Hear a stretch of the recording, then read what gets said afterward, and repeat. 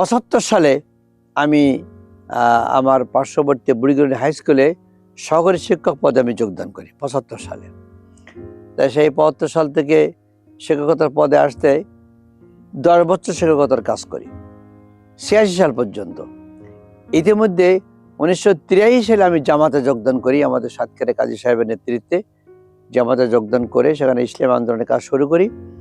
86 সালে আমি জামাতে রোকন হই এবং এই শ্যামনগরের ইমারতের দায়িত্ব গ্রহণ করি 1986 সালে।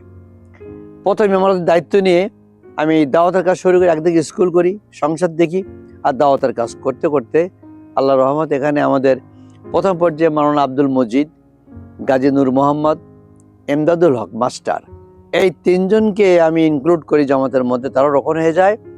আমরা ইমারত কায়েম করার পরে এই 4জন নিয়ে আমরা প্রথম ঢাকাতে রোকন সম্মেলনে যোগদান করি মৌচাকে।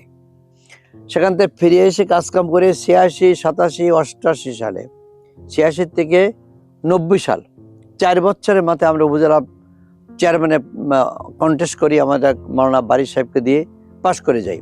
পাশ করার পরে এর বছর আমরা 90 সালে আমরা চেয়ারম্যান পাশ করলাম। 91 সালে এমপি ভোট হলো, আমাকে প্রার্থী করলো, আমি পাশ করে গেলাম। তাহলে এটা খুব দ্রুত একটা অ্যাচিভমেন্ট হলো আমাদের সংগঠনে। 86 থেকে 4 বছরের মধ্যে আমরা উপজেলা চেয়ারম্যান পেলাম, আর পরের বছর এমপি পেলাম। ইসলামী আন্দোলনটা জয় জয়কার শুরু হলো শ্যামনগরে। এরপরে শ্যামনগরের প্রতিটি কর্নারে কর্নারে আমরা দাওয়াতের কাজ শুরু করে ইসলামী আন্দোলনের দাওয়াত ছড়িয়ে দিলাম। তারপরে আমি ওখান থেকে 5 বছর এমপি থাকার পরে এলাকার কিছু উন্নয়নের কাজকাম করলাম। পরবর্তী বছরে আবার 2006 সালে 1991 থেকে 96 এই পার্টি আমি এই টার্মে এমপি থাকার পরে 96তে আবার ভোট হওয়ার পরে ওই সময় আমি এমপি হতে পারিনি ওইবারে। 5 বছর পরে আবার 2001 সালে আবার আমি এমপি হলাম, দুবার এমপি হলাম, 1 থেকে 2006 পর্যন্ত। ওই সময় এই এলাকায় প্রভূত আমি কাজকাম করেছি। এখানে ব্রিজ, কালভার্ট, তারপরে হাসপাতাল, স্কুল, কলেজ, মাদ্রাসার উন্নয়ন, মোটামুটি পর্যটন কেন্দ্র, মিনি পর্যটন কেন্দ্র সামনে করে এসবগুলো ওই সময় আমার করা, রোডস অ্যান্ড হাইওয়ের রাস্তা, এগুলো ওই সময় আমার করা। এভাবেই আমরা 2006 পর্যন্ত শেষ করি। 2006 পরে আমরা পদত্যাগ করলাম সংসদ থেকে। 7-এ 8-এ আসে তত্ত্বাবধায়ক সরকার, মঈনুদ্দিন ফখরুদ্দিনের সরকার।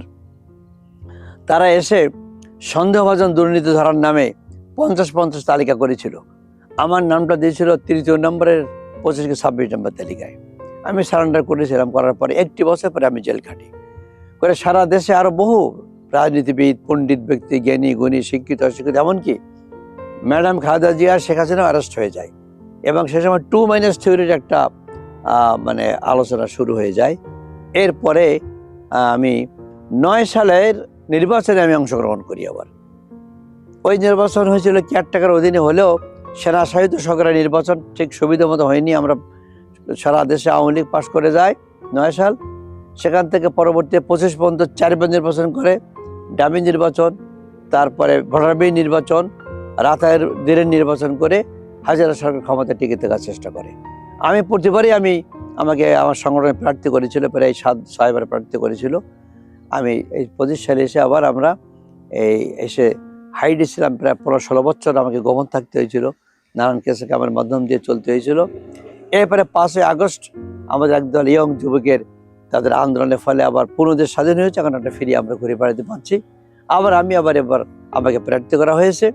আশা করছি এবারের আমাদের এলাকার পরিবেশ আল্লাহর রহমতে ভালো, জনগণের একটা বিপুল সমর্থন আমরা পাচ্ছি। আগামী নির্বাচনে আশা করি আমরা সফলভাবে বিজয়ী হতে পারবো বলে মনে করছি আল্লাহর রহমতে।